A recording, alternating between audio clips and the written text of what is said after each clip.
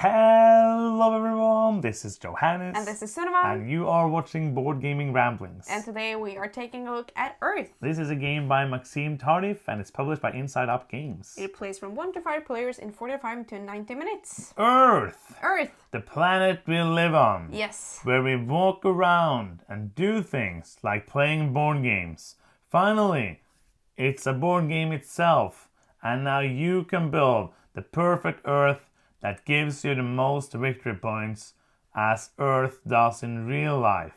Victory points for the people.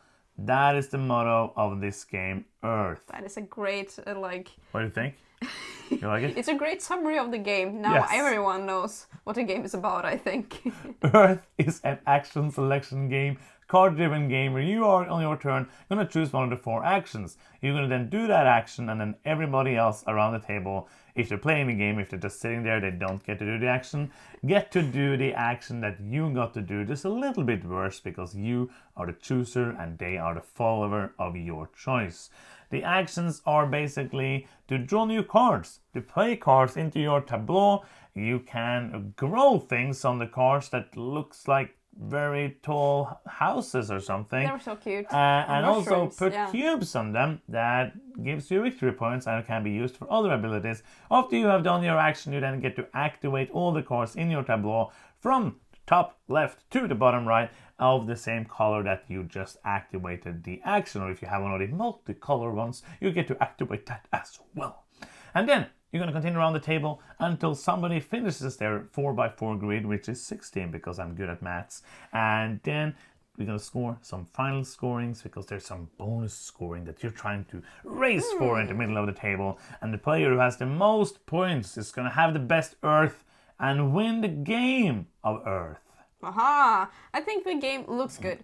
I think there's good quality of the cards. Yes. I like the look of this game because it has like this picture art. Like if you played Terraforming Mars, just like not ugly.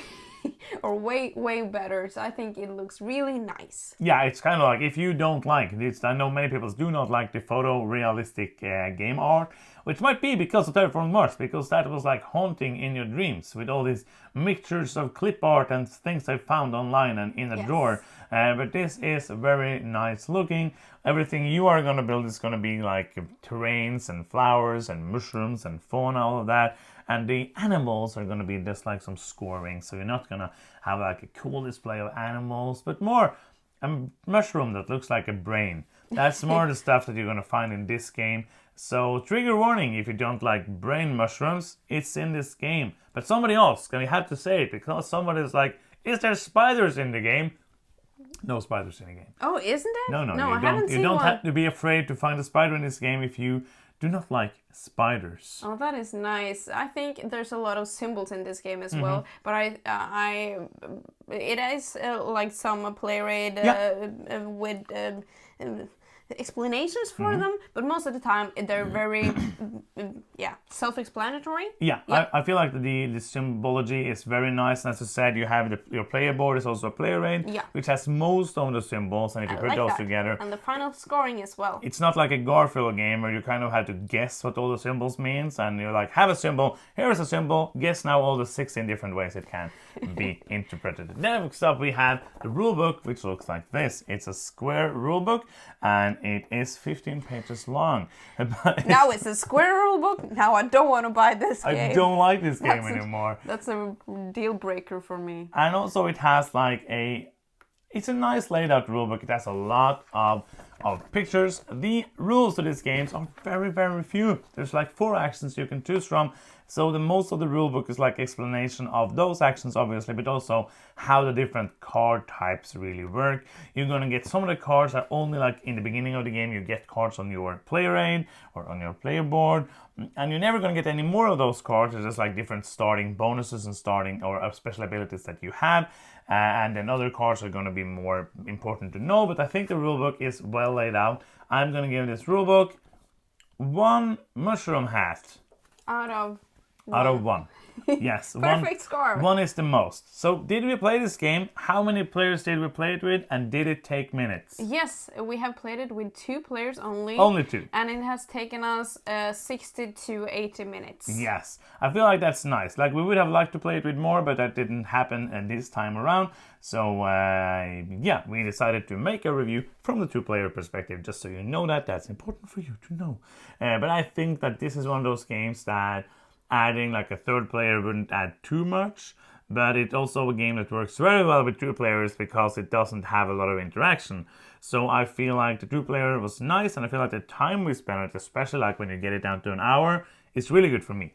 Yeah, some people might say there's a lot of interaction in this game because of all the follow actions, and when you're playing with more players, I think you get that makes sense. You get to decide less times what action will be done than if you're playing a 2-player game. Yeah. So that might be different when you're playing with more players. But I don't feel like, for example, we played Carnegie, which was like this type times 1,000. Oh yeah. Because like if somebody chose an action and you were not ready for that action, you will lose the game. Yes. But here it's like, oh no, you chose that just before I wanted to choose it, and it's gonna be my turn. I'm just gonna choose it again. So it's not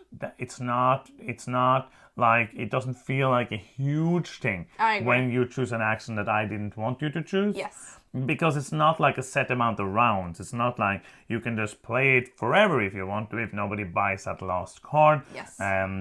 We'll talk more about that later, but I feel like it's nice. I'm moving into gameplay now, obviously. Yes, It works well with 2 players, basically. It's very simple. There's 4 actions, and those actions are pretty simple. You draw some cards, you get some resources, you get some other type of resources, you get the 3rd type of resources. And you draw cards on one of them as well. Yes, I think you I said said 5 that. now. I said but it's like but there's different things to do in the different ones. But yeah, that's basically what you do. You draw cards, you play cards, and you get stuff to put on the cards, and that's basically it.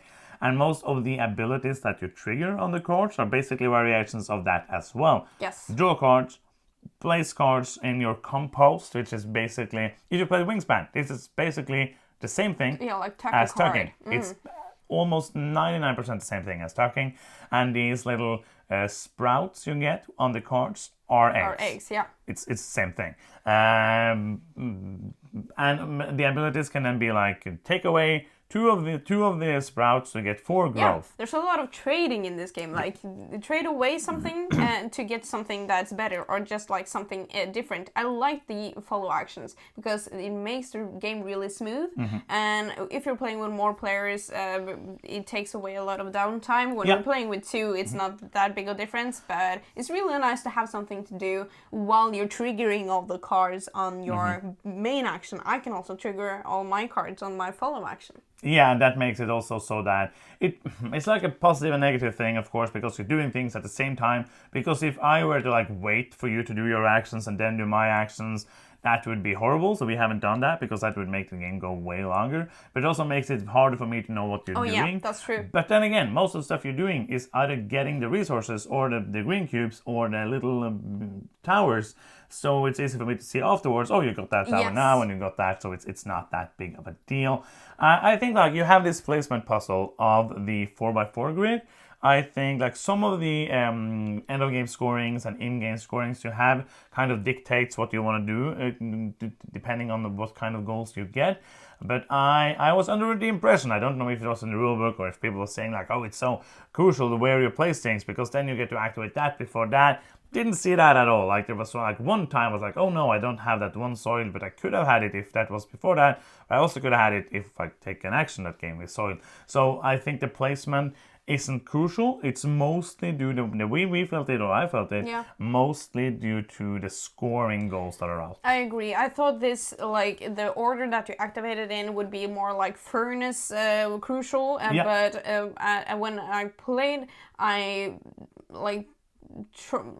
started to just ignore the order because I felt like that didn't matter and go for like the scorings or the abilities on the card that reacted with the other cards surrounding it instead. I think it's fun to make these combos. Like you can make cool abilities. Like it's kind of one thing that happened in one of our plays that one went very heavy for one color, Yes. and the other player went very heavy for another color, which then ends up, of course, in one player wanting to do that action all the time, and the other Yes. player wanting to do the other action all the time. So I think like it's probably better to do like more of a balanced thing, so that I get to do. When you get to do your super actions, I still get to do some actions. Yes. So it's kind of that, like which colors you put out. All of that is the most interesting part of the abilities and triggering and all of those stuff. But I think the scorings and the cards that come up obviously really adds to the variability, like the replay value, because the first time we played it, we got some really like placement specific scoring cards, which made our puzzle brains be like, oh, now we have to maximize Especially you. this. You always have to maximize everything. Yes, I have to maximize it. I would have played very differently if it wasn't for those like extra points you can get there. You have these kind of the animals, I'm going to call them. It's called something else. But the animal cards, you're going to draw 4 of them, which are going to be like a race to getting them, like the achievements, basically, Yes. to have these specific things before the other players. And the first time we played, I basically only did one of them, and you did all of them, and that won you the game. Because those are very high points-giving things. You cannot really ignore them, I feel like. I agree, but you don't have to go for everything. No. And when you're playing a more-player game, More-player, you will also see that if you're going for things slower than others, there's not that many points for being like the last person. Maybe you can ignore it then. Yeah, absolutely. But in a 2-player game, You get the when like there's, 2 high spots. 15 and 11. Yeah. I would have liked it more, like in many of these games, if you skipped a place when you played with 2 Yes, when players, you're playing with 2. adding more to that race of getting it. When playing 2, it was not like if you get all of them at first, and I get all of them, that's going to be like 4, 8, 16 points less. But if you get like 2 and 2, it's going to be the same score. So It's it's going to not be the same when it's lower as well. If you get 2 and I get 2. Yeah, Yes. that is true, but it's more like you have more an incentive to Yes. go for doing them That's quickly. true, yeah. And the game can be very AP inducing. Oh, yeah. Because you can end up having like 16 billion cards in your hand, which really happened with you. Yeah, first time we played it, especially, sometimes you get a lot of cards, and there's a lot of symbols and a lot of things that you're like, okay, that's a tree, I need tree for that puzzle, but that's a snow climate, so I don't, and this is expensive, and this is cheap, and yeah, it's just information overload. So sometimes I spent a lot of time just looking at my cards and being like, what do I even have? Because I've lost track of it. I think one thing the rulebook has like a hint, which really helped me, was taking a card you're not going to play and turn it face down at the back of your hand. And basically I did that even though that card might later be helpful for me, because I just had to get it out of my mind, because it's just so much information. So it's kind of, it's a very light game, but it's also a lot of information that you need to remember and understand to play it well. I also need to say that this game is a lot like Oprah. I don't know. You get a point. Yeah. And you get a point. And you get a point. Like Oprah and the you get a game? point. Like, this is a nice game. This is one of those games where like, you're going to hold my hand and I'm just going to give you points for whatever you do. Yes, it's just like you on your follow action, you get like 2 sprouts or 2 growth or something. And those Everything are points. is points. Yes. Everything is points. Very positive game. Yeah, it's like everything is points. And that makes this like a very relaxed kind of game, because it's not like you have to fight for your points. I would say like this is like the opposite of Cooper Island. Oh yeah. Where you have to fight to get 1 point. Yes. And here it's like if you don't get a point on your turn, you've done a horrible turn. Like if you get less like 5 points on the turn, you've probably done something wrong, because that's the point of the game, is getting all those points at all times. We need to talk a bit about like the this is like, feels like it's somebody has played a lot of other games and then just like, let's put it together and make this game. So those games are Wingspan, Race for the Galaxy, Terraforming Mars, and kind of like Ark Nova, which is what Terraforming Mars came before that. So if you take those 3 games and put them together, you probably get this game. Yes, you like borrow a lot of from Wingspan, like the eggs and tucking and the activation of abilities. Race for the Galaxy is like the action selection and the following. Yeah. And Terraforming Mars is, I feel like Terraforming Mars, when I have all these cards in my hand, I have to like decide, okay, what should I actually focus on? It's a big hand to work with, basically. Another big thing from Race for the Galaxy, Race for the Galaxy. I was like, Race for the Galaxy is that this also has like a player-driven end-of-game trigger. Yes, that's so true. I feel more here that I get to use my engine. Like if you don't know how to play Race for the Galaxy and you end up playing it with new players, the rushing strategy is what is going to happen. I don't feel like and it's not like I'm saying because there's so many things you can do in that game, but when you start off playing Race for the Galaxy, it's easy if somebody puts out, look, I'm going to produce stuff and sell it. That's not going to happen because somebody's just going to play cards and the game ends. And here also, it's kind of like player-driven. How many times I want to activate this before doing that 4x4 and ending the game. And that's also interesting, but I also feel that can end up making the game go for 60 minutes or 80 minutes, depending on the players and depending on what kind of engine the people have done. Yeah. You can end up like maxing out everything, like having a compost pile of like 60 cards that you had the first time you played, and like have all of the mushroom towers and all of the sprouts and everything there, which is like, yeah. So that is, I don't know if it's a positive or negative. I'm always kind of like, I like this kind of player ending, or like the players deciding when the game ends, but also it makes it so that it's more important to know what you're doing. Yeah, I agree, but I feel like the follow action solves that. Yeah. Because if you're spending all of your turns like taking soil and spending soil on like building 2 cards around, I still get to get some soil and play 1 card, which evens it out. I like that. Absolutely. So let's talk a bit about the weight and who is it for. It is a light to medium game. It has very simple core actions, so the complexity comes from all of the possibilities with their cards in your hand, I feel like. Yeah, I agree. Like if it were for just the rules, it would be a light game. Yes. But then you have like 16 cards to remember and understand and place them out. The activation of the abilities is very simple. Like it's just like do something. Yeah. And none of the abilities are hard. They're just like pay something to get something. So activating those are very simple, but doesn't really add a lot to the complexity of the game. I feel like this game might be for you if you like Wingspan. Yeah. And you want something similar but different. Yeah, I agree. And if you like these kind of positive games, which is like giving you points, which can be nice from time to time, and also like games that doesn't have a lot of downtime. Yeah, I agree. So before you do you want to do final thoughts, maybe? Yes, I can But before do. you do the final thoughts, there's something we have to tell you. It's very important and not sad, but very like important for us. You can help us out in a big way. It's a small thing for you, but a big step for Board Gaming Ramblings. And that is, if you like anything we said in this video, or you just like us, don't dislike us, then you can give us a victory point. And how do you do that? Sunniva's here with a tutorial. Yeah, you can give us victory points by clicking the subscribe button. That helps a lot. You can even click the bell to get notifications every time we post a new video. Yeah, so final thoughts time for Earth, the board game about Earth. This is a cozy game. I like it. It's just overall pleasant.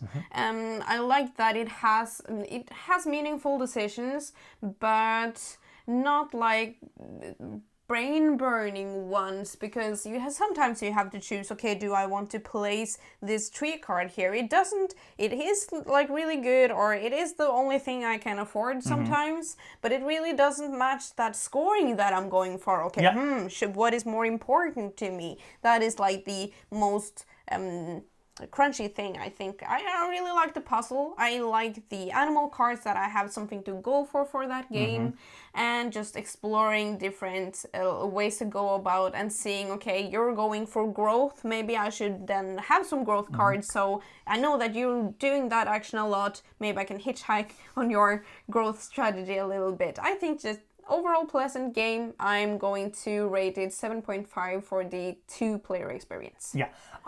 So I'm going to ask a few questions. I'm going to answer them myself. Okay. Cool. Question number 1. Is this like a deep game? No. Is the game quite luck-based because you're drawing a lot of cards? Yes. Is it like a positive game where you get points for everything? Yes. Is it still fun? Yes. Yeah. It is fun. It is one of those, like you said, cozy. It is just like we were kind of tired and we want to play something. I was like, oh, let's just play Earth, because that's like super simple to set up, super simple to play. Takes like an hour, and it's just like, it's nice. It's pleasant. Yes. Is it something that I'm gonna be like, oh, I need to play that all the time? No, it's not. But it is one that I think, and I know already, it's going to have a huge audience, because there's so many people who love these games, and that is awesome. And I think for me as well, I like it. I do not love it like head over heels, but I think it's a fun game. I'm also going to give it a 7.5. And that is the end of this video. And you've been watching Board Gaming Ramblings. I'm Johannes. I'm Cinema. And bye bye.